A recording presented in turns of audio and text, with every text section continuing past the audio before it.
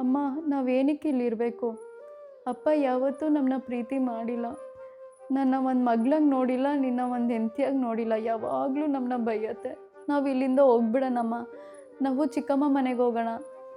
ಒಂದು ಸ್ವಲ್ಪ ದಿನ ಅಲ್ಲಿರೋಣ. ನಾನು ಯಾವ್ದಾದ್ರು ಒಂದು ಪಾರ್ಟ್ ಟೈಮ್ ಜಾಬ್ ಹುಡುಕ್ತೀನಿ. ನಾನು ಕೆಲಸ ಮಾಡೀನಿ, ನಾನು ನೋಡ್ಕೊತೀನಮ್ಮ. ನಾವು ಇಲ್ಲಿಂದ ಹೋಗ್ಬಿಡೋಣ ಪ್ಲೀಸ್ ಅಮ್ಮ. ಕರೆಕ್ಟು.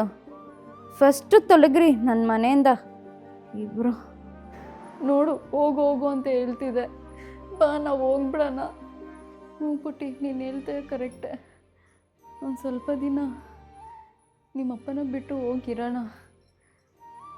ಅವಾಗ ಗೊತ್ತಾಗುತ್ತೆ ನಮ್ಮಿಬ್ಬರು ವ್ಯಾಲ್ಯೂ.